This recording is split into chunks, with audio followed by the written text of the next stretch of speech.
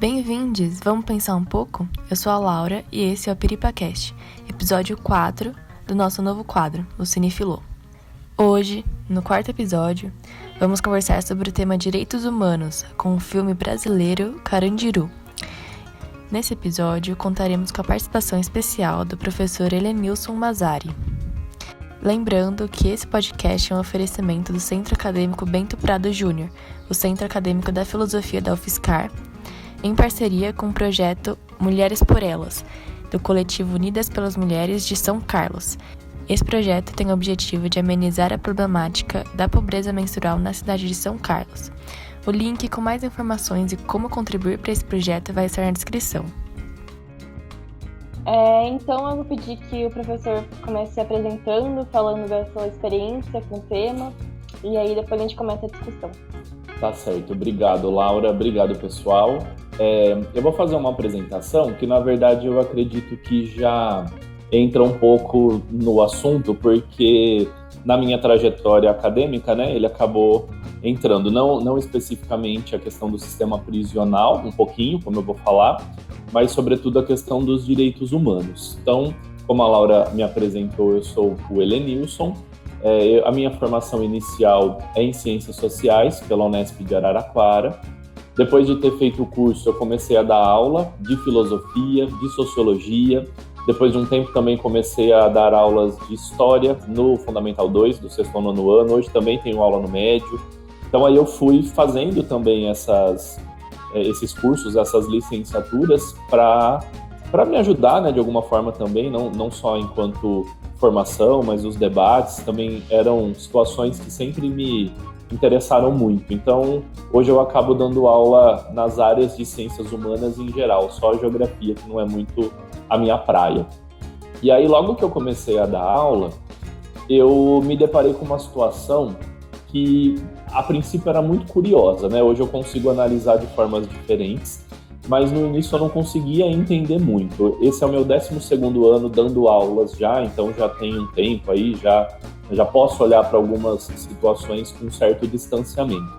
E logo que eu entrei no ensino médio, assim, eu digo logo, mas talvez num espaço ali dos 3 ou 4 primeiros anos ainda, eu sempre gostei muito de trabalhar questões ligadas a vestibular, ao Enem. Sempre gostei muito dessa pegada que o Enem teve aí a partir de 2010, quando ele se tornou o maior vestibular do Brasil, né, e quantas possibilidades a partir do Enem e do SISU os candidatos tiveram, né, inclusive pessoas de baixa renda, pessoas mais distantes do curso onde elas pretendiam cursar, né, a universidade. Então, enfim, eu fui me inteirando um pouco mais desse processo, também na tentativa de ajudar os alunos a passarem por esse momento de uma forma talvez um pouco mais tranquila. E a redação sempre me interessou muito, né? Tanto que até hoje, mesmo como professor de Ciências Humanas, eu trabalho em um curso de redação justamente com essa ideia de repertório, essa noção de que, né, a partir das nossas discussões nas áreas de Sociologia e Filosofia, principalmente, a gente também consegue chegar ali a um texto mais legal, bem argumentado, enfim. E nessa veio muito forte essa ideia, que de uns anos para cá também tem sido bem polêmica, que é a da questão do respeito aos direitos humanos na redação. Né, o Enem, de alguns anos para cá, talvez ali desde já de 2010, então 10 anos, ele estabelece que o candidato coloque no final da sua redação uma proposta de intervenção e que ela respeite os direitos humanos. Para mim isso era muito óbvio, né? Porque eu não vou terminar uma redação dizendo que eu vou resolver um problema matando todo mundo, por exemplo. Mas eu percebi que de uns anos para cá, aí, né, já vou dizer década de 2010, aí nesse início, sobretudo no meio com uma polarização política muito grande, que só piorou dali para cá, eu percebi que os alunos vinham em uma pegada de que, olha, eu entendo que o Enem está pedindo, então eu vou cumprir, mas eu não concordo. Era uma minoria, tá? Eu vou dizer no presente, na verdade, porque eu ainda observo isso, assim, é uma minoria, mas é uma minoria barulhenta, né? É uma minoria que levanta essa discussão na sala de aula, que faz isso de uma forma muitas vezes sem argumento, de forma irresponsável, colocando a gente muitas vezes em saias justas, né, numa situação aí que a gente tem sido cada vez mais fiscalizado pelo nosso trabalho, sobretudo na área de ciências humanas, e aquilo passou a me intrigar muito. Falar, o cara tá respeitando os direitos humanos porque ele é obrigado por conta da prova, né? E não porque ele acredita nisso, não porque ele acha que, de fato, o texto dele não é só o texto dele, né? O texto dele, na minha cabeça, representava o que ele é um pouco ali, né? O que ele está defendendo, o que ele está argumentando. Comecei a trabalhar um pouco mais essa questão, assim, querer entender um pouco mais, né? O que são os direitos humanos, de uma forma talvez um pouco mais profunda do que eu tinha até então, mas também entender o que estava acontecendo, né? Num Brasil que estava mudando ali politicamente, e essa onda que acho que todo mundo conhece e está entendendo tudo que eu estou falando aqui, qual é esse contexto, e tentar entender um pouco como é que os jovens viam essa situação. E aí, nesse caminho, em 2012, eu fui fazer uma especialização pela USP. Essa especialização se chamava Ética, Cidadania e Valores na Escola. Perdão, era Ética, Valores e Cidadania na Escola, enfim. E aí, lá a gente teve um módulo que era muito específico sobre direitos humanos. E não foi de propósito, assim, que eu fui procurar. Na verdade, essa especialização apareceu meio que por acaso, eu vi que o tema era interessante, mas fui buscar e durante o curso me interessei cada vez mais. Tanto que o meu TCC dessa especialização foi sobre a visão dos professores de filosofia e de sociologia sobre os direitos humanos, para tentar entender um pouco melhor o que estava rolando ali com os meus colegas, né? Como é que eles estavam vendo essas questões. Enfim, bem resumidamente, naquele momento eu entendi que esse sentimento não era só meu, né? Que muitos outros professores estavam entendendo que alguma coisa estava mudando e que esse debate estava indo para um outro caminho, né? Que era estranho para a gente até então discutir direitos humanos de um ponto de vista de opinião, né? Do concordo ou não concordo. Enfim, aquilo obviamente foi mudando um pouco a minha prática também, a maneira como eu passei a discutir isso com os alunos já de início, né? Não mais como um assunto óbvio, mas sim algo que merecia uma atenção, um debate, enfim, mostrar todo o contexto de surgimento enquanto currículo, né? Eu acho que isso também é importante de ressaltar.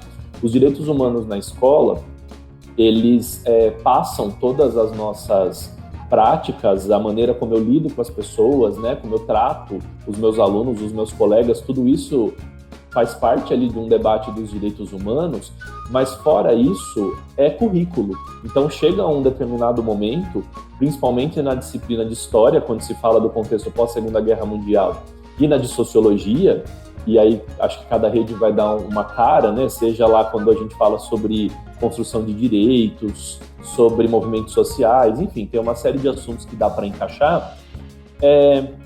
E aí eu comecei a entender que esse currículo talvez estivesse sendo muito questionado, dado uma certa polêmica e tal. Comecei a trilhar um caminho para um possível mestrado, para mim ainda estava um pouco distante da minha realidade. Eu pensei em fazer logo que eu me formei, não rolou, desencanei por um tempo. E lá em 2017 acabou acontecendo, quase 10 anos depois de eu me formar. Eu passei no programa de educação profissional aí da UFSCar e fui desenvolver justamente isso. E aí eu inverti o foco, né? Na minha especialização eu tinha estudado a visão dos professores sobre os direitos humanos e agora eu quis estudar a visão dos alunos. E aí eu me baseei em dois grandes autores com focos diferentes, né? O primeiro deles foi o Pichon Rivière, que fala sobre grupos operativos, então eu apliquei muitas dinâmicas e os alunos gravaram essas dinâmicas falando sobre os direitos humanos, debatendo questões importantes em relação aos direitos humanos, e a partir daí eu analisei as falas deles sob o ponto de vista da Hannah Arendt, principalmente do livro A Condição Humana, onde ela fala de ação, espaço público, né, o espaço público para o debate, enfim, foram conceitos ali extremamente importantes. Só para dar uma passada muito rápida e vocês entenderem o contexto, eu apliquei 5 principais dinâmicas, né? Teve algumas que foram descartadas, faz parte aí desse processo meio que de pré-teste, e aí eles discutiram em aulas diferentes, sempre alunos do terceiro ano, entendendo que eles já estavam numa fase um pouco mais madura e que em relação a currículo eles já estavam praticamente cumprindo, né? Então eles teriam argumentos também ali das aulas, das disciplinas. E eles discutiram a greve dos militares no Espírito Santo, lá em 2017, a destruição de um centro de candomblé no Rio de Janeiro, no comecinho de 2018, o assassinato da travesti Dandara, agora não me lembro se foi 2017 ou 2018, mas eram todas notícias ali muito atuais, O quarto e o quinto, que acho que interessam muito para a gente aqui, apesar de eu ter debatido de formas diferentes e separados, o quarto era sobre o sistema prisional no Brasil e a possibilidade de diminuição da maioridade penal, e o quinto era sobre a exaltação da tortura na ditadura, na atualidade, né? Já que a gente via, já naquele contexto ali de 2017 e 2018, deputados, né, senadores, enfim, candidatos à presidência, super exaltando a tortura na ditadura. Sobre o sistema prisional, nessa dinâmica, eu coloquei para eles uma notícia que circulava na Câmara dos Deputados naquele momento, né, na verdade algo que por muitos anos aí circula ainda hoje, uma PEC, né, um projeto ali de emenda constitucional para reduzir a maioridade penal. E aí coloquei algumas notícias de crimes cometidos por menores, né, para que eles tivessem, de repente, alguma provocação ali de um outro lado, que de alguma maneira eles pudessem entender que esses crimes existem, mas como é que a gente vai lidar com eles. E um vídeo do Drauzio Varela, que inclusive é o escritor, né, do Estação Carandiru, que deu origem ao filme Carandiru, e que sempre se coloca de uma forma, eu particularmente admiro muito, né, enquanto médico, ele tem essa visão tão humana da vida, assim, de mundo, eu acho sensacional. E, sobretudo, uma pessoa que está muito na mídia, né? Que então acaba tendo voz, acaba tendo um espaço muito grande para colocar as suas ideias. E nesse vídeo, o Drauzio Varela falava um pouquinho sobre a sua experiência no Carandiru e se posicionava contrário à redução da maioridade penal. E aí os alunos debateram a partir dessas situações aí que provocaram o debate. No fim das contas, eles chegaram muito à conclusão de que, né, não se conformavam com o sistema prisional brasileiro, com a superlotação, que os jovens, no fim das contas, iam, entre aspas, aqui, aprender, né, esse mundo da criminalidade, porque esse era, na verdade, um dos argumentos do Drauzio Varela, e que, portanto, não era interessante reduzir a maioridade penal, isso não significa que você não vai punir. Enfim, acho que foram debates muito interessantes.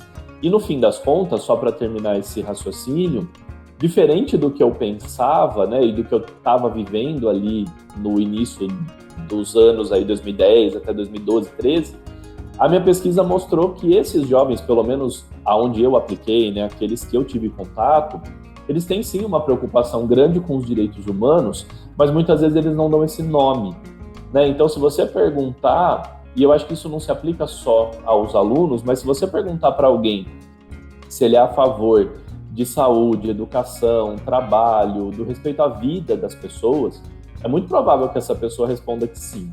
Mas se você fala se ele é a favor dos direitos humanos, criou-se de algumas décadas para cá uma coisa pejorativa, né? Como se, não, peraí, deixa eu pensar que acho que isso não, né? Direitos humanos envolvem coisas aí que a gente acabou resumindo na ideia de direitos de bandidos, né? E aí eu acho que também tem tudo a ver com o contexto do filme, mas depois eu falo um pouquinho melhor sobre isso, assim, como é que os direitos humanos acabaram com o tempo ganhando essa conotação tão ruim, né? Tão negativa.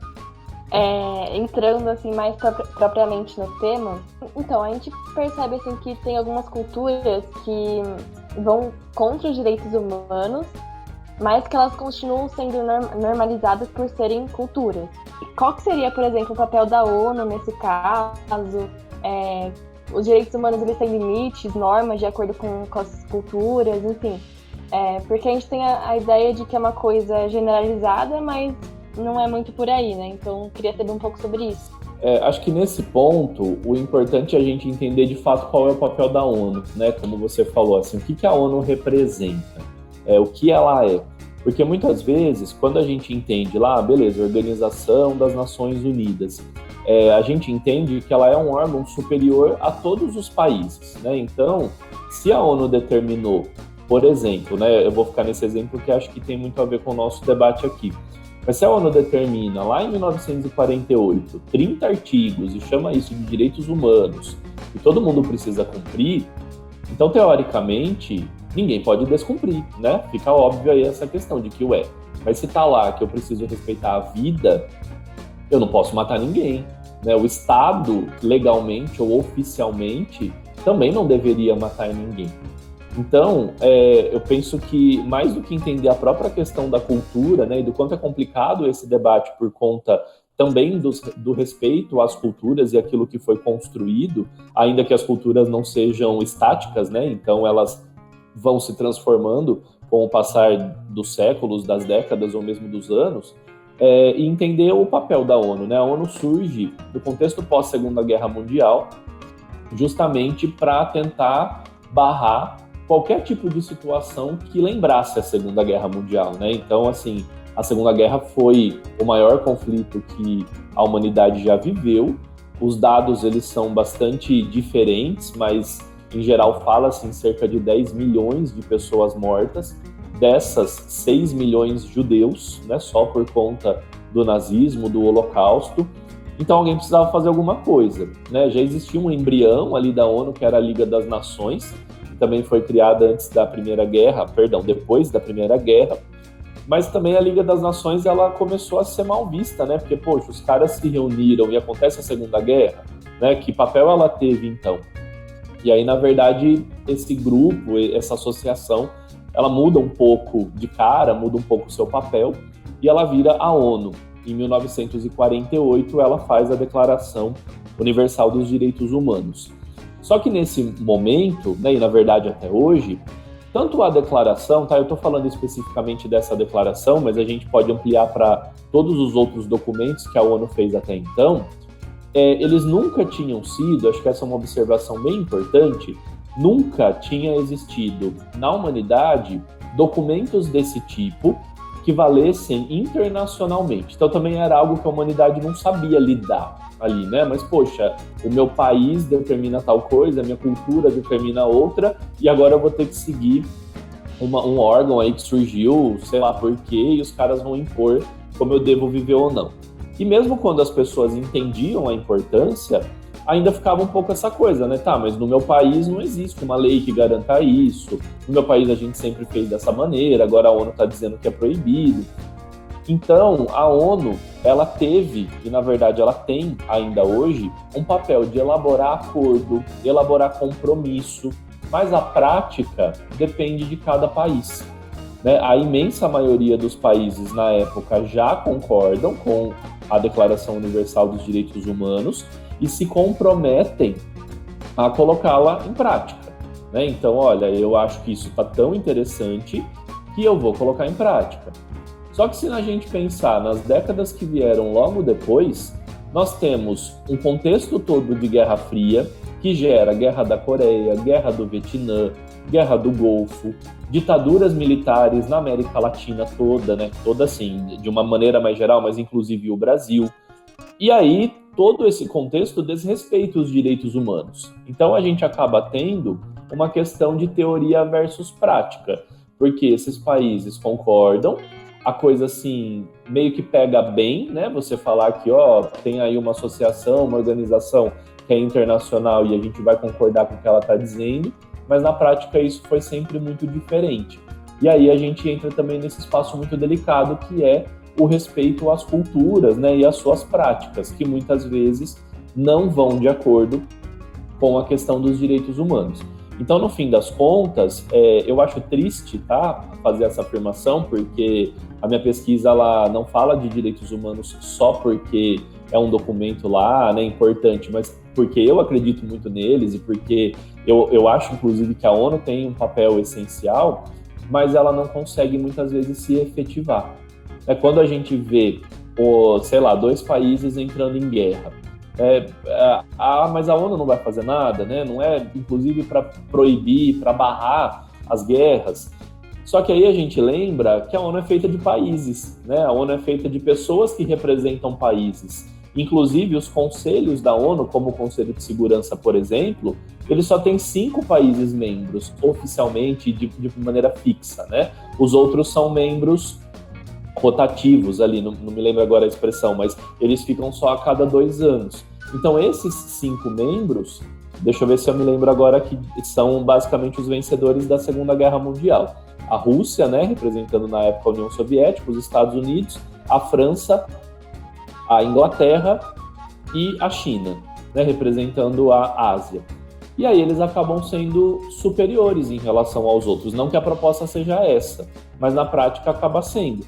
Então, quando eu lembro que os direitos humanos foram feitos por pessoas, que eles são praticados ou não, porque eles passam por pessoas, por aprovações ou reprovações, isso acaba deixando a gente um pouco pessimista, mas acaba explicando, né, o porquê que muitas vezes ele não se efetiva. E a própria ONU tinha muito essa noção na época, tanto que a presidente da Comissão dos Direitos Humanos, logo no início, quando eles foram oficializados, e nos anos seguintes, que era a Eleanor Roosevelt, ela já falava muito sobre isso. Tem um discurso dela que é muito interessante, onde ela fala que não adianta a ONU impor os direitos humanos se as pessoas individualmente não praticarem. Não adianta eu esperar do meu prefeito, do meu presidente, do meu vizinho, se eu não fizer, se eu não agir de forma a respeitar os direitos humanos de todas as pessoas que me cercam. Essa é uma fala importante, interessante e otimista da parte dela, né, do tipo, olha, juntos faremos a diferença, mas é pessimista quando a gente pensa, poxa, então realmente talvez a ONU não vá fazer muita coisa, né? Se depender de cada pessoa individualmente, aí a coisa talvez não role. Então é nesse sentido que a gente ainda tem muito problema. Eu particularmente acredito muito na ONU, nas suas declarações, nos seus documentos, mas a eficácia, a efetividade deles ainda tropeça e muito nas legislações de cada país e às vezes não só na legislação, mas na vontade, né, de se colocar em prática. No Brasil, a gente percebe em alguns lugares, ambientes, tipo, por exemplo, os presídios mesmo, né, que os direitos eles estão suspensos, né, como se não tivessem validade dentro desses ambientes. E tem alguns especialistas que falam que os direitos, a democracia no Brasil é geograficamente localizada. Então, só as regiões mais ricas teriam esses direitos garantidos. Né? Então, como que a gente faz para garantir direitos para esses grupos que são marginalizados?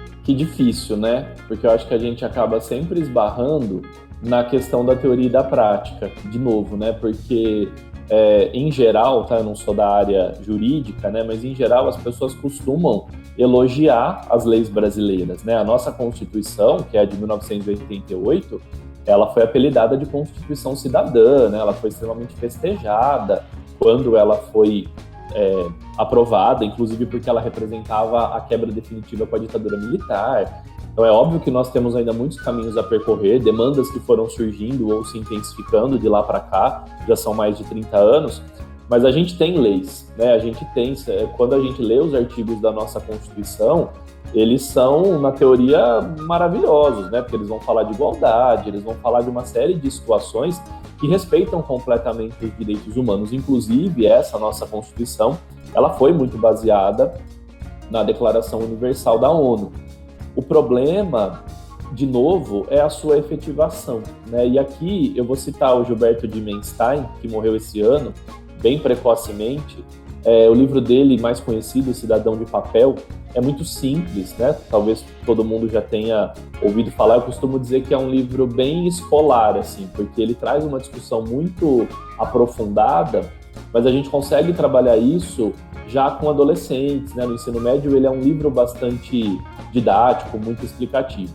E ali ele traz uma discussão muito importante e triste também, no fim das contas, que vai ser refletida ali no nome do seu livro, né? O Cidadão de Papel, porque nós temos uma cidadania no papel, né? Nós temos uma cidadania teórica, mas na prática a gente não consegue vê-la.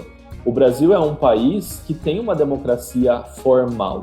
A nossa legislação, a maneira como a nossa política é organizada é democrático, né? Nós somos a República Democrática do Brasil. Porém, substancialmente, isso não acontece, né? Então aí a gente opõe esses conceitos do que é democracia formal e o que é democracia substancial. Nesse sentido, aproveitando inclusive as falas do Dimenstein, eu acredito que as classes mais baixas têm que ter mais espaço, né? Inclusive na política, porque é dali que estão saindo as decisões, é dali que as questões vão sair do papel, né? E vão ganhar a prática também. Ainda que essas pessoas estejam discutindo a teoria, é dali que ela vai ganhar a prática e vai entrar de fato na vida das pessoas. E aí nesse ponto tem uma outra questão pessimista, ou que talvez, né, a gente precise melhorar aí nos próximos anos, que é a questão da consciência de classe, né? Porque as pessoas de classes sociais mais baixas, elas ainda são representadas por pessoas de classes mais altas. E aí a galera não está falando a mesma língua, né? O cara está lá decidindo pelos mais pobres, mas a mentalidade, a realidade dele não é aquela, né? Ele não sabe realmente o que é passar fome, o que é não ter onde morar, enfim, e tantos outros problemas que vêm dessa extrema desigualdade social. Então, tomar a política, né, não só no sentido de uma revolução, que também seria interessante, mas no sentido de ocupar mais esses espaços, né? Pessoas mais pobres, pessoas negras, pessoas, enfim, minorias políticas de forma geral, né? Mulheres, nós temos tão poucas mulheres ainda representando a política, e quando temos, né, são tratadas com um machismo tão tradicional ainda. Então, eu acredito muito nisso, assim, mas para isso a gente precisa ter uma mudança de mentalidade, inclusive dessas pessoas em geral, entenderem que, olha, essa galera não me representa, né? Eu preciso achar alguém que de repente está falando a mesma língua que eu. Para finalizar esse ponto, eu também gosto muito de citar aquela frase do Aristides Lobo. O Aristides Lobo era um jornalista na época que a República no Brasil foi proclamada, e ele escreveu um artigo no jornal, já na época, no mesmo dia foi publicado, dizendo que o povo assistiu aquilo bestializado, né? Talvez vocês já tenham ouvido essa frase. Só que o Aristides Lobo, ele vem numa pegada crítica, assim, de, olha, o povo estava ali feito besta, sem entender o que estava acontecendo, tanto que muita gente fala que achou que era uma parada, né, tipo um desfile militar ali, porque tinha uma aglomeração, mas não sabia exatamente o quê, reforçando que o povo brasileiro sempre foi excluído, marginalizado da política. Mas algumas décadas depois, vem o José Murilo de Carvalho, que é um grande historiador brasileiro, se apropria desse termo bestializados, escreve um livro, inclusive, chamado Os Bestializados, mas ele inverte um pouco essa situação. Ele fala, ó, será que o povo estava bestializado porque não foi chamado, né, não foi convidado a participar? Ou será que àquela altura o povo brasileiro já tinha se acostumado e falar, eu não vou dar bola mesmo, porque no fim das contas é sempre igual, né? Eles vão talvez me chamar aí para fazer parte, para votar, mas a minha voz não vai ser ouvida, né? A minha palavra não vai ser considerada nas decisões, então deixa eles que se virem. Eu acho interessante porque continua sendo um distanciamento, né, da política, mas aí a gente inverte da onde vem esse distanciamento, né? Que muitas vezes vem do próprio povo, de que, olha, eu não quero, né? Eu não vou participar. Mas isso traz reflexos com certeza muito negativos, como essa questão que a gente está discutindo a partir dessa pergunta, né, de que a democracia não chega, de fato, a uma parcela muito grande da população. Eu acho que essa questão tem muito a ver com o que a gente vai discutir mais pra frente, da questão da visão negativa que as pessoas têm dos direitos humanos, né? Porque eu acho que, principalmente das classes mais altas, não faz diferença para elas a forma como essas pessoas Sim. estão sendo tratadas, né? Então, a pessoa tá acomodada na vida que ela tem e, sei lá, a forma como os presidiários estão sendo tratados não muda a vida delas, né? Então, elas não ligam porque não faz diferença. E eu acho que, principalmente, já entrando na outra pergunta, que o atual governo é uma ameaça aos direitos humanos. Então, quando as pessoas veem um representante falando absurdos contra os direitos humanos, elas se sentem no direito de ir a favor dessa barbárie, né? Então, é muito complicado. E aí, como ser resistência quando o representante é contra, sabe? Então, eu acho complicado. Eu sou Daniel Galvão, sou estudante da medicina aqui da UFSCar. E eu gostei bastante das coisas que foram trazidas, assim, das perguntas. Queria fazer um comentário também, um pouco nesse sentido que o Elenilson falou, e ainda resgatando um pouco do que foi da primeira pergunta, né, da ONU, etc., né, e da questão dos direitos humanos com uma maneira mais expandida, né. Eu acho que uma coisa interessante é que tanto o sistema prisional quanto essa temática dos direitos humanos são aplicadas também quando é conveniente, né. Então, acho que, por exemplo, a ONU, como você disse, representa um interesse ali, né? São certas nações que estão representadas e que têm maior poder ali dentro. Se algumas coisas de nações aliadas a essas nações ou nessas próprias nações acontecem contra os direitos humanos, não necessariamente vai ser tão combatido quanto se fosse numa nação inimiga, por exemplo, né? Que a gente adora apontar os autoritarismos em nações, no Irã, etc., mas a Arábia Saudita ou outras nações amigas dos Estados Unidos a gente nem aponta tanto, né? E isso é expandido, assim, muito, né? Acho que uma coisa que aconteceu comigo, assim, que eu nunca tinha visto, eu estava terminando um curso e aí para pegar o certificado tinha que marcar lá que eu não era do Irã, de Cuba, do Congo, não lembro, não, do Sudão, porque são nações aí que parece que era uma plataforma americana, e aí parece que essas nações não tinham o direito de pegar certificado ali. Então, é bem expandido nessa questão, né, de como os direitos são distribuídos de acordo com as nações e como que são utilizados, né? E aí, ainda dentro dessa questão, dá para talvez pensar que essa temática de direitos humanos são utilizadas muitas vezes de forma colonizadora, né? Certas nações aplicando métodos colonizadores sobre outras, né? E daí desemboca um pouco nessa questão, né, de como fazer com que todas as pessoas tenham direitos humanos, né? E aí eu acho que essa questão de uma participação mais e mobilização mais vinculada aos territórios, né, as pessoas que realmente fazem parte são interessadas, né? E aí eu acho que isso a gente tem que talvez virar um pouco a chave, né? E perceber que diversos grupos são sim organizáveis, né? Então, eu gosto de estudar bastante redução de danos aqui na UFSCar, né? E aí a gente vê nesses espaços, assim, na redução de danos de uma maneira mais expandida, né? Fora das festas, universidades, etc. Mas a gente vê, por exemplo, o pessoal da Cracolândia conseguindo se organizar, sabe? O pessoal, a população em situação de rua, tendo um movimento nacional da população em situação de rua.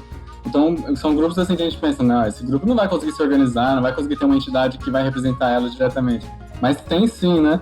É lógico que, por exemplo, a população prisional, uma das características iniciais do sistema prisional é você impedir qualquer tipo tentar impedir qualquer tipo de organização ali dentro, né? Qualquer tipo de comunicação com o ambiente de fora, etc. Mas se a gente estimular e participar, né, nós mesmos também dessas entidades, a gente pode ver que é sim possível se organizar, né? Essa ideia de que a realidade não é histórica, na verdade sim, a gente consegue modificar historicamente, né? Mas acho que reforçando um pouco a sua fala, trazendo umas outras coisas, eu gostei bastante.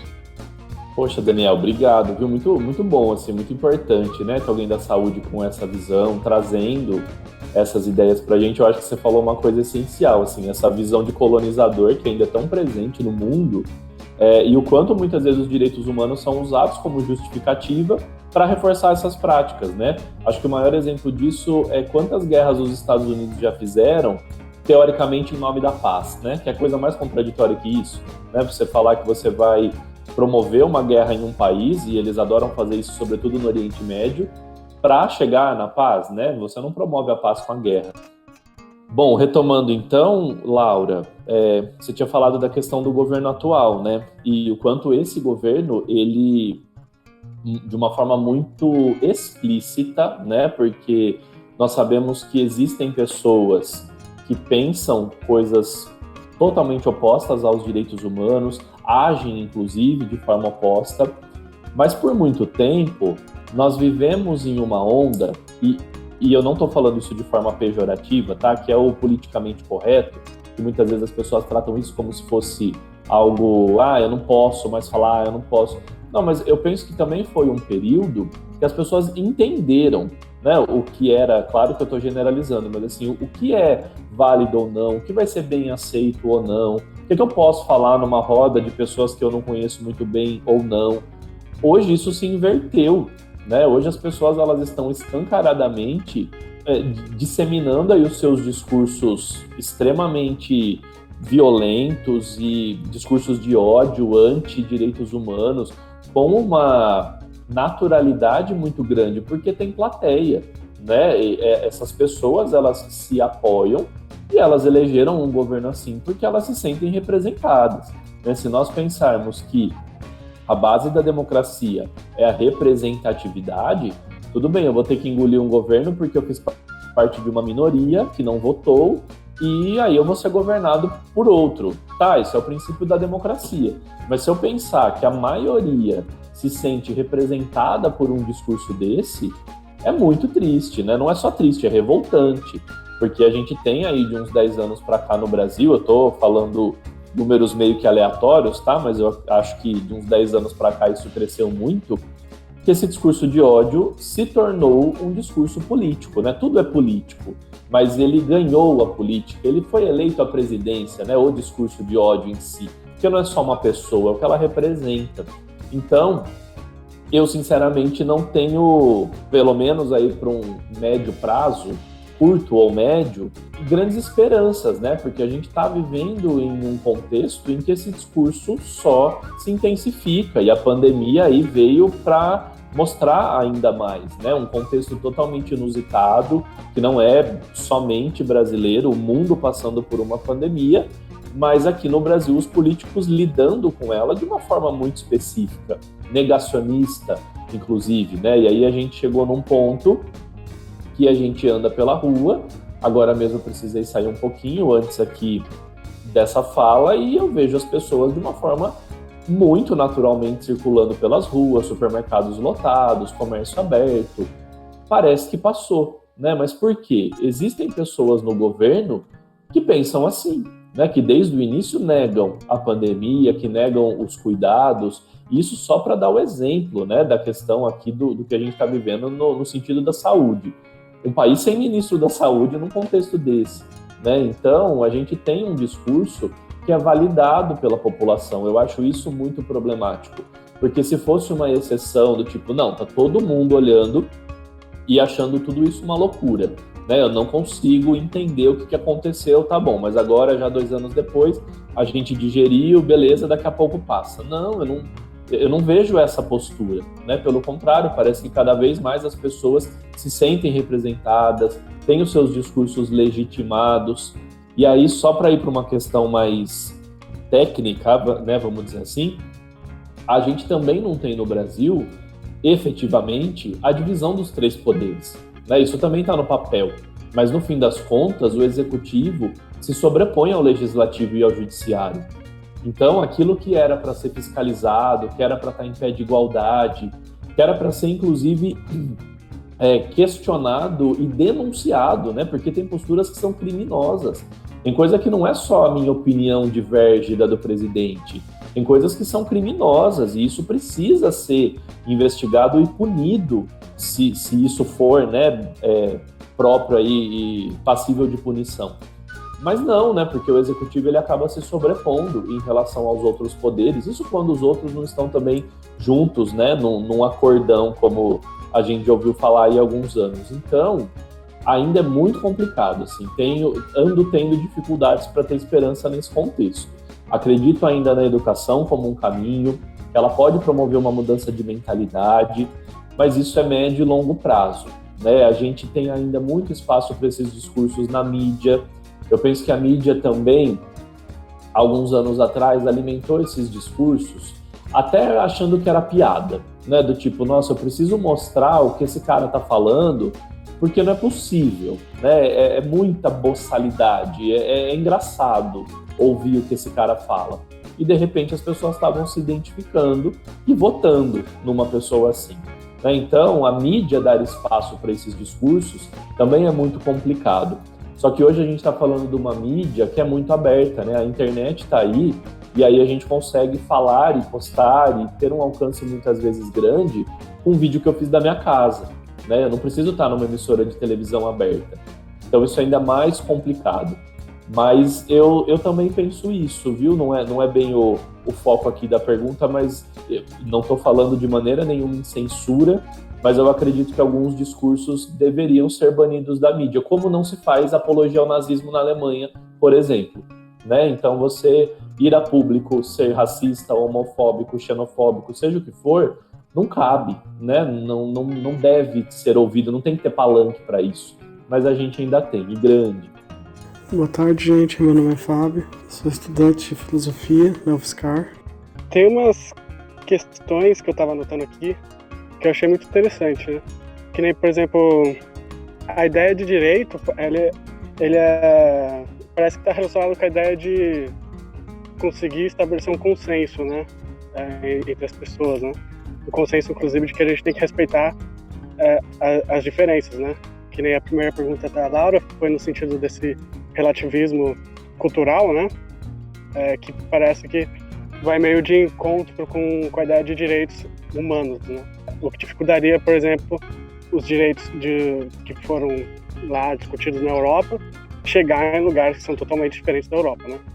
Aqui no Brasil, por exemplo, a gente vê essa questão da representação de pessoas que entendem que os direitos são completamente um atraso de vida, né? Pessoas que acham que os direitos é discurso para a gente que quer defender bandido, né? Sendo que, na verdade, quando a gente defende os direitos humanos, a gente não está defendendo o ato daquela pessoa que está na prisão, né? Ninguém, ao defender uma pessoa que assassinou outra, está defendendo esse ato de assassinar. A gente só está defendendo que, por mais que ela tenha feito isso, ela não tem que ter seus direitos suspensos, né? Pelo fato de ela ser um ser humano. O raciocínio que eu queria fazer é que parece que os direitos, eles precisam, né? Eles se constituíram historicamente com a necessidade de criação de consenso na população, né? Para validar esses direitos, né? Todos os direitos, que nem, por exemplo, os direitos mais fundamentais, como o direito à vida, são direitos historicamente constituídos, né? Se a gente for analisar historicamente, muitas nações, antigamente, determinadas pessoas não tinham nem direito à vida, né? Ou direitos sobre a sua vida, né?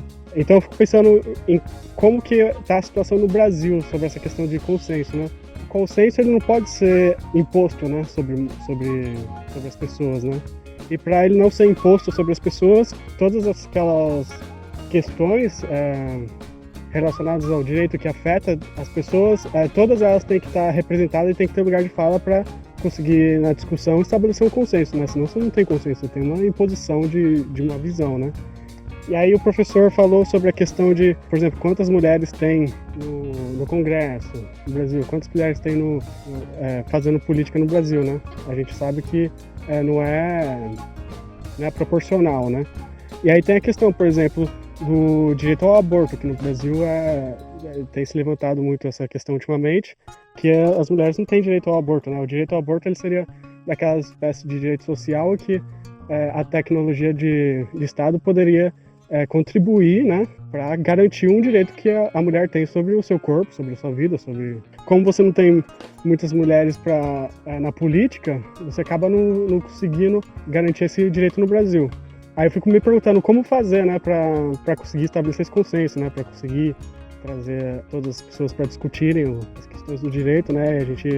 A gente vê a importância de cotas, por exemplo, né? E aí também não querendo fazer nenhuma apologia a nenhum outro país, mas, por exemplo, pelo menos a última vez que eu pesquisei isso, o país que mais tinha igualdade política entre gêneros, que tinha em proporção tanto mulheres quanto homens discutindo política, era um país que os estudantes não poderiam estudar no Brasil, né, pelo jeito, que é Cuba. Então, pensando como a gente fazer para conseguir atingir esses patamares, né, que são tão importantes para a discussão dos direitos, né.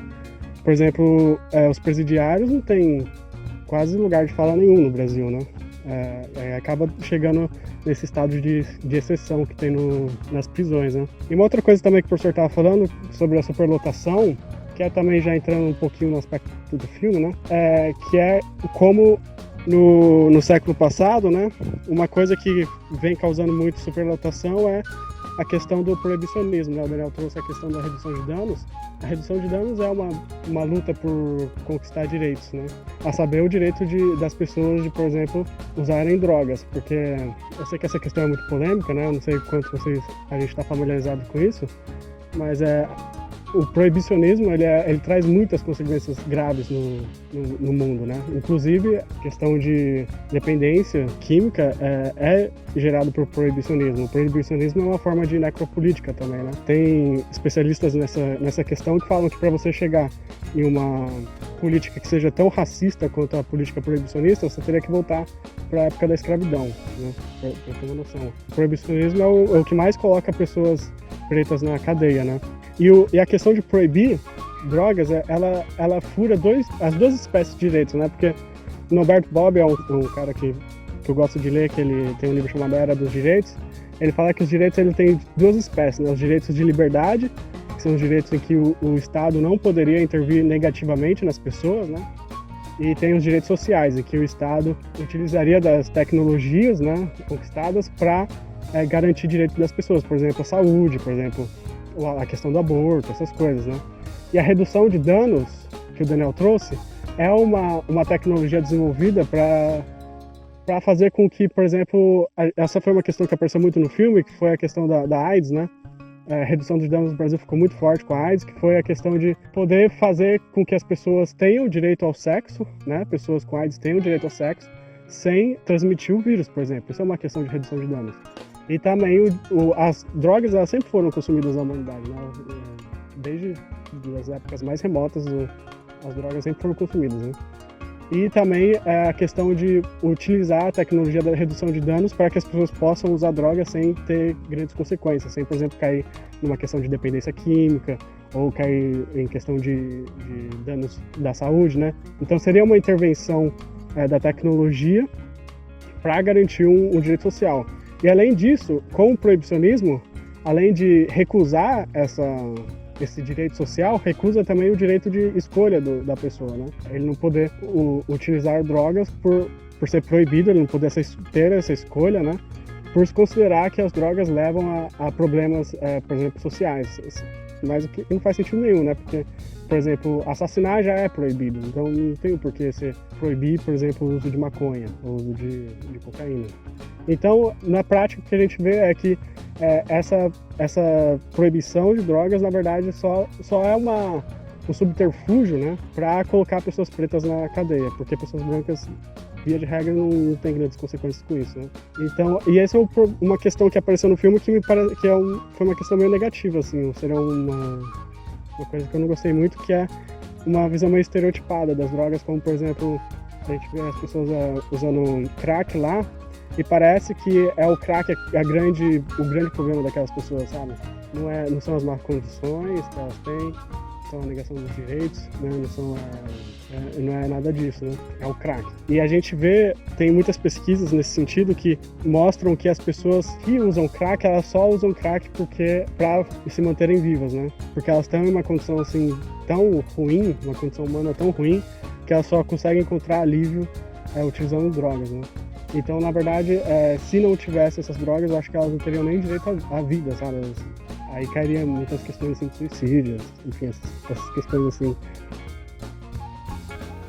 Carandiru é um filme de drama brasileiro de 2003, dirigido por Hector Babenco. Trata-se de uma superprodução baseada no livro Estação Carandiru, do médico Drauzio Varela, onde ele narra suas experiências com a dura realidade dos presídios brasileiros em um trabalho de prevenção à AIDS realizado na Casa de Detenção de São Paulo. A história do filme, então, se passa nessa notória Casa de Detenção de São Paulo, que é conhecida popularmente como Carandiru. O filme conta as histórias de diferentes detentos do local, através da visão do médico, que vai à prisão para, então, tratar os presos medicamente em prevenção contra a AIDS. São mostradas condições desumanas da prisão, como a superlotação das celas, a falta de controle que os carcereiros têm, enfim, condições extremamente desumanas. Várias histórias são retratadas, variando de toxicodependência até assassinatos, lutas familiares e romance. Os prisioneiros são humanizados para o espectador a contarem suas histórias. O filme se encerra fazendo referência ao massacre de 1992, ocorrido no local, onde 111 prisioneiros foram mortos pela polícia. O presídio foi usado para a realização de algumas cenas, antes de ser demolido em 2002. Essa questão de tratar direitos humanos de uma forma pejorativa tem muito a ver com a questão do sistema carcerário, né? Então a gente acaba unindo um pouco aí as duas ideias. O Brasil, ele tem um histórico que é colonial, né? Então, assim, tantas relações que a gente tem hoje ainda refletem a maneira como a colônia foi organizada aqui. E na época do Brasil colônia, a prisão era sinônimo de um local de sofrimento. Então, assim, você vai ficar lá sofrendo, pagando, né, sendo punido pelo crime que você cometeu, mas depois disso você ainda vai ser torturado, inclusive pode ser morto, né, porque a pena de morte também era permitida nesse período, legalmente, né, fora aquelas que já aconteciam também muitas vezes de forma naturalizada. Então a prisão era uma espera, né, porque o pior ainda estaria por vir. mas ainda assim ali, obviamente, não era um ambiente nada agradável. Já na Constituição de 1822, que é a nossa primeira Constituição, né, do pós-independência, a gente tem mudanças importantes. Então, assim, começa-se a pensar a prisão como um espaço que precisa tratar essas pessoas melhor ou que elas precisam, de alguma forma, ser produtivas. Então, vem muito forte essa ideia de que o preso precisa trabalhar, mas a mentalidade continua a mesma, né? Na verdade, é a mesma ideia. A próxima Constituição, que já é republicana, de 1891, reforça muito essa noção do trabalho, principalmente um trabalho agrícola. O Brasil ainda era muito rural, né? Então o trabalho agrícola fica como algo muito intrínseco ao preso, então ele tem que trabalhar. E aí, nesse contexto, na verdade quase 30 anos depois, mas ainda nesse contexto, é que o Carandiru é inaugurado lá em 1920, em São Paulo, e como a Laura deu um contexto aí do filme, ele era um presídio modelo, né? Ele foi considerado, nas suas primeiras décadas de funcionamento, como um modelo internacional. E foi, inclusive, o maior, né, não só da América Latina, mas do mundo até, por um tempo. E aí, então, depois, né, logo nas próximas décadas, a gente tem superlotação, enfim, aí nós começamos a ter problemas que são próprios dos presídios até hoje. Quando vem a ditadura militar, a gente tem uma outra categoria de preso, que são os presos políticos. E a partir de 1982, nas eleições estaduais, onde as pessoas já puderam votar, né, as de presidente ainda não, mas esse movimento para a eleição direta cresce muito, principalmente em São Paulo e no Rio de Janeiro, que na época as eleições foram vencidas pelo Franco Montoro em São Paulo e pelo Leonel Brizola no Rio de Janeiro. Os dois, mesmo sendo de partidos diferentes, eles começam a propagar um discurso de que esses direitos humanos que eram tão reivindicados para os presos políticos, né, porque cresce muito esse movimento de que, olha, o cara está preso injustamente, o cara não pode ser torturado, os direitos humanos não prevêem esse tipo de tratamento. Só que aí esses dois governadores, já na década de 80, eles trazem isso para todos os presos, essa ideia de que nós temos ainda alguns, né, ali já tinha tido a lei da anistia, pouquíssimos presos políticos, então, nesse momento, então eles começam a querer estender essa possibilidade de tratar presidiários a partir, né, dos direitos humanos, independente do que eles estavam fazendo ali, do que levou ele à prisão. E aí isso começa a gerar um monte de controvérsia, né? E ali no final da década de 80, começo da década de 90, que a gente tem um crescimento muito grande dessa noção de que necessariamente direito humano é direito de criminoso. E isso, até hoje, é uma grande contradição, né? Como eu disse lá com os alunos, a população continua aprovando saúde, educação, moradia, mas você usa a expressão direitos humanos, parece que tem uma necessidade de negar isso, né? De se afastar dessa realidade. E aí a gente tem na década de 90, a partir, né, mas na verdade até hoje, órgãos policiais, uma mídia muito sensacionalista, que reforça muito essa visão negativa, né, sobre os direitos humanos. De lá para cá a gente não se livrou muito, na verdade, dessa visão, né, desse entendimento de que direitos humanos são, como muita gente gostava de dizer, né, faz tempo que eu não ouço essa expressão, mas direitos humanos para humanos direitos, né? Isso pegou muito numa época, como se o cara que está preso ou, enfim, outras pessoas, outros grupos, não tivessem a mesma possibilidade de ter acesso a esses direitos humanos. O Fábio falou da questão do aborto, né? Aí eu tava pensando, assim, que eu sempre fico tentando encontrar, tipo, a raiz da questão. Então, direitos humanos, assim, muitas pessoas que são contra e que têm uma visão negativa usam muito a religião como uma base, assim, então a questão da moral e tal, que pra mim é uma coisa muito hipócrita, assim, porque as pessoas elas estão muito preocupadas com a vida alheia, com o corpo alheio, por exemplo, a questão do aborto. Qual é a diferença, sabe, de uma mulher fazer um aborto ou não na minha vida? O que isso vai influenciar na minha vida, sabe? Então, na verdade, é uma questão de saúde pública, né? O aborto não é...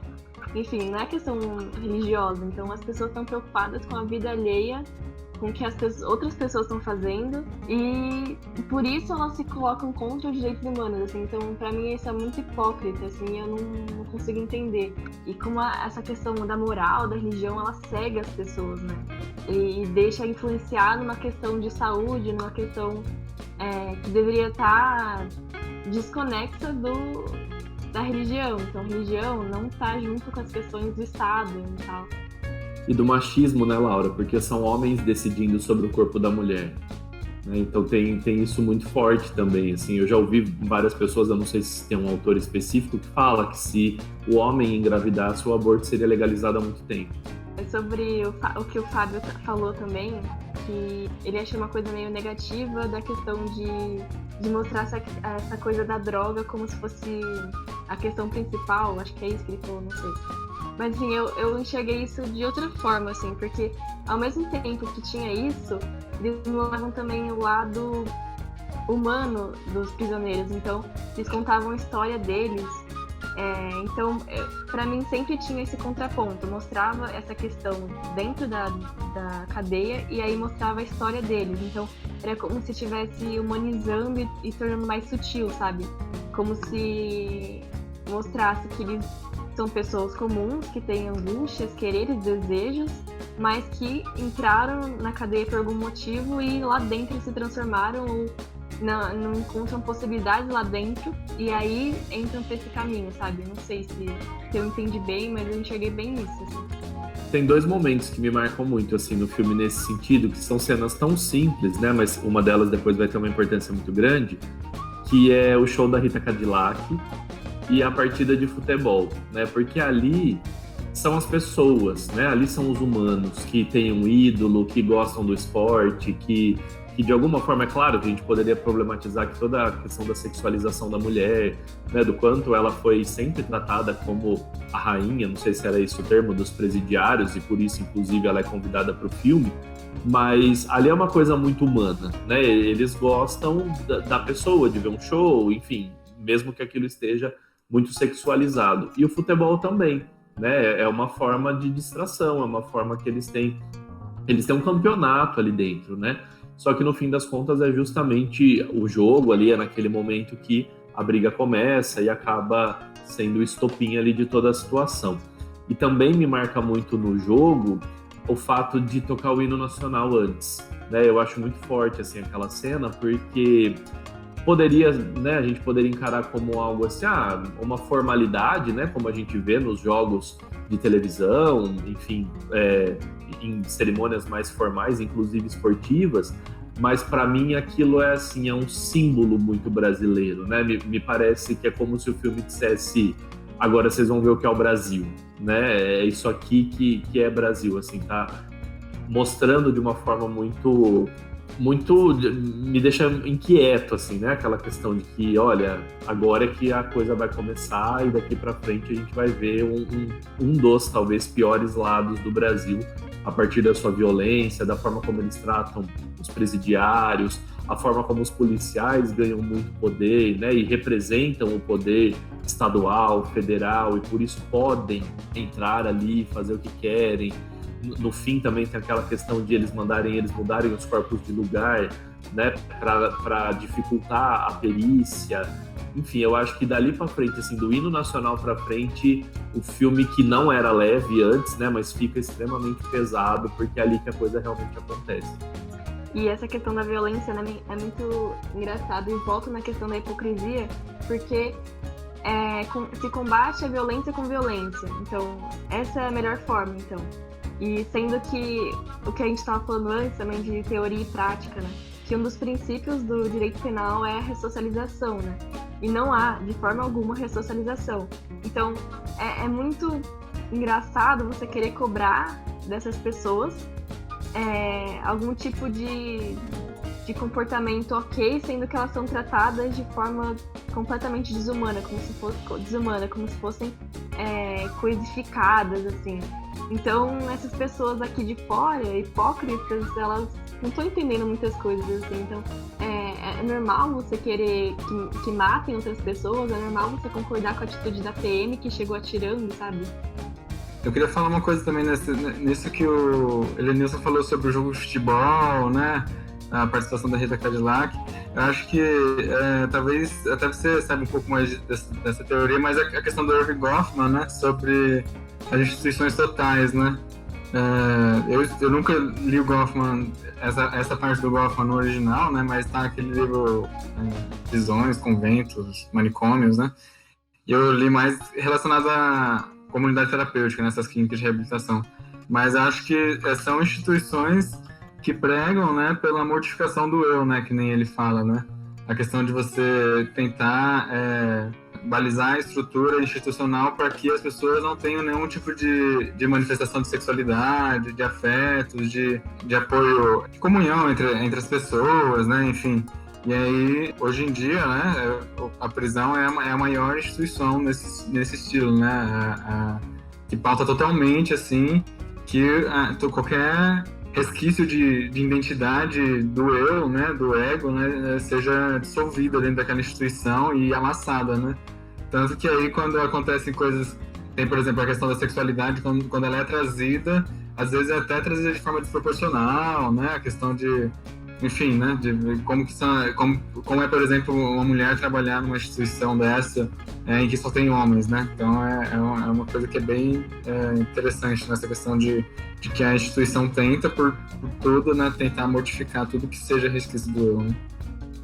Com essa ideia do Goffman, né, também dá para ligar muito com Foucault, né, que fala muito sobre essa questão, vigiar e punir. É um clássico nesse sentido também de que essas instituições, como o presídio, escola, hospitais, as pessoas estão ali sendo vigiadas o tempo todo. Se elas saem do que é estabelecido como algo mais padronizado, elas vão ser punidas, né? E é o que está acontecendo ali, numa escala, né, desproporcional, como o Daniel falou, mas é o que acaba na morte dos 111 presidiários ali, né? Um massacre, na verdade.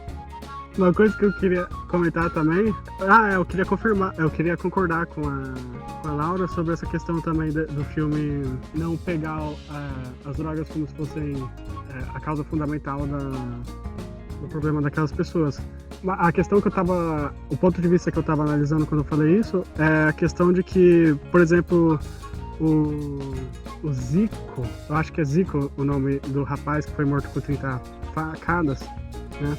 Ele foi morto depois de uma alucinação lá, né? Depois de usar crack e tal, e jogar água quente na mão dele. O que eu queria dizer é que a forma como foi representado parece que são as drogas a real causa da problema daquelas pessoas. Como, por exemplo, Ezequiel. Mas depois que a Laura falou, eu fiquei lembrando também, teve uma parte assim que o Ezequiel falou, que nada nunca deu certo na vida dele. Ele falava Ezequiel em terceira pessoa, né? Então ele fala, na vida do Ezequiel nada nunca deu certo, sabe? Então, de fato, aparece essa questão deles como humanos, realmente, né? Enfim, as drogas parecem, depois que a Laura chamou atenção, realmente parece que as drogas são só mais um elemento, né? E uma outra coisa que eu queria comentar também, eu acho que aquele espaço que hoje em dia é o Parque da Juventude, ele deveria merecer muita mais atenção da sociedade, porque é questão de pesquisa, assim, sabe? Porque quando eu morava lá em São Paulo, eu morava perto do Parque da Juventude, né? Então, tipo, eu cresci muito frequentando aquela biblioteca lá, principalmente a partir dos 15 anos, assim, que eu tive a loucura de querer entrar na faculdade. Aí eu ia estudar muito lá. E, nossa, aquele espaço geográfico, sabe? Ele é um espaço geográfico muito simbólico. Porque hoje em dia ele é um parque, né? Mas ainda tem resquícios de quando era prisão, né? Então, tipo, você senta nas cadeiras e embaixo tem uns laços assim, que provavelmente eles prendiam a perna dos prisioneiros, não sei como é que era. Você tá andando assim, tem as árvores, tem o parque, e de repente tem as colunas assim, que antes era as celas. Então é um espaço geográfico assim, muito no sentido de ser ambíguo, sabe? Hoje em dia você tá ali se divertindo e tal, mas antigamente era um espaço em que se realizava necropolítica, né? Se matava deliberadamente pessoas, né? Eu sou o Matheus, eu sou aluno da filosofia do primeiro ano. Eu assisti o filme um pouco antes da reunião começar, então ainda estava com ele na cabeça, assim, eu estava só pensando em coisas.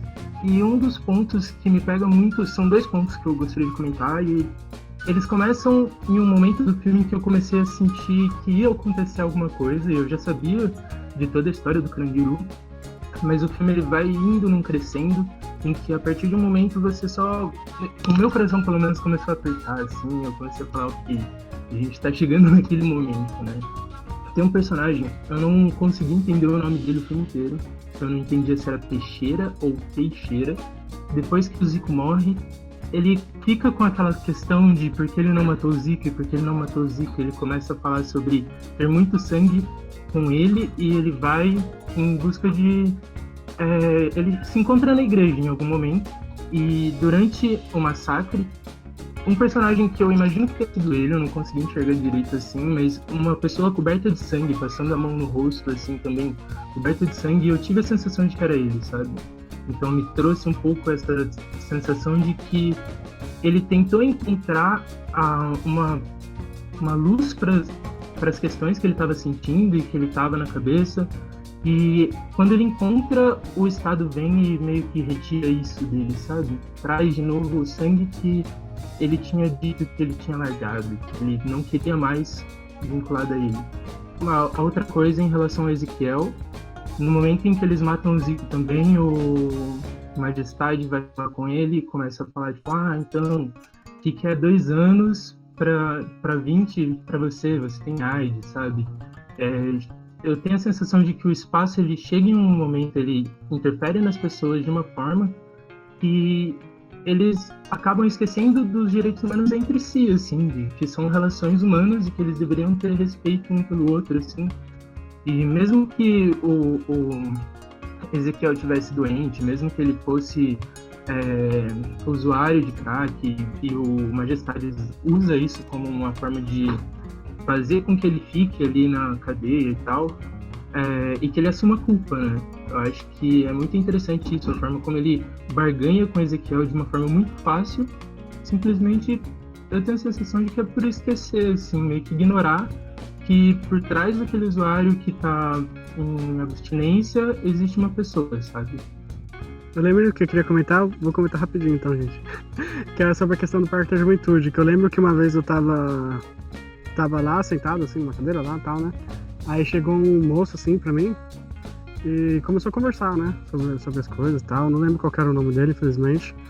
Ele devia ter uns 30, 40 anos. E ele começou a falar sobre a época que aquele lugar era o Carandiru, né? Aí ele falou que ele passava assim de metrô e o pessoal ficava... Você só via o braço, o pessoal na janela assim com o braço e as pernas assim tomando sol. Né? E ele falava que era assim um negócio assim, que você não acreditava, como que podia existir um lugar daquele em São Paulo, assim, sabe? Era assim, dava medo assim de passar lá. E às vezes não podia passar porque tava dando rebelião, aí você tinha que cortar caminho, enfim, fazia parte do cotidiano. E a gente fica pensando como que a gente aceita esse tipo de coisa, né? E aí ele comentou que teve um amigo dele, que era amigo de infância, né? Que era negro, né? E tava na cena de um crime lá, que tinham roubado alguma loja, não sei, não lembro direito. E ele tava na cena do crime. E aí os policiais chegaram e acharam que ele era suspeito, levaram ele pro Carandiru. Aí ele nunca teve julgamento dele, né? Ele ficou lá uns 2 anos, né? No Carandiru. E esse cara que tava sentado comigo, às vezes visitava ele, né? E ele falou que um dia, assim, foi questão de uma semana, assim, ele tava lá visitando e tal, tava tudo bem, ele ainda tinha esperança de ser julgado e tal, e de provar a inocência dele. E aí na outra semana ele foi e tinham matado ele tinha morrido, né? Eles matavam muito por questão de superlotação, né, também, além dessas questões que o filme mostrou, né? Acho que também mostrou algumas questões de superlotação, por exemplo, não tinha mais espaço, aí os prisioneiros, né, parece que um matava o outro. E também uma questão é que lá na região assim, do Parque da Juventude, eu lembrei isso agora também, tem muitos lugares assim que são esses lugares que a Laura comentou, acho que na segunda pergunta, que são lugares assim, espaços geográficos em que os direitos eles estão totalmente suspensos, sabe? Eu lembro que uma vez eu me perdi lá pra uma região assim, e aí eu tava assim, num lugar assim que eu conhecia, que era a Avenida Zacnat e tal, aí virei uma rua assim, e tipo, parecia que eu tinha entrado em outro mundo, sabe? Em outro país. Tinha gente jogada no chão, não sabia se estava morto, se não estava. enfim, acho que o lugar daquele lá, essa que é uma questão que, sabe, me intriga muito, como a gente conseguir levar a democracia para esses lugares, porque de fato não tem, sabe? Se acontecer algum crime lá, vai o policial lá, mata o cara na frente de todo mundo, vai embora e como que eles vão fazer alguma coisa? Aparece depois no jornal que o policial matou um vagabundo, não sei o que, traficante, enfim, toda essa questão, né? Uma questão também que eu achei bem interessante é que a figura do médico no filme tá meio que representando uma pessoa comum e que entra naquele ambiente. E eu achei muito legal a forma natural e profissional com que aquele personagem lidou com a situação. Então, sem nenhum pré-julgamento ou coisa do tipo, assim. E também, por ser um médico, né, o filme trouxe muita questão também da AIDS, né, que eu enxerguei também muito como uma forma muito boa de passar informação de um jeito muito leve para as pessoas. Então, a questão da Rita Cadillac também, achei que foi muito, muito boa essa parte, porque foi uma parte muito informativa mesmo, muito acessível, né?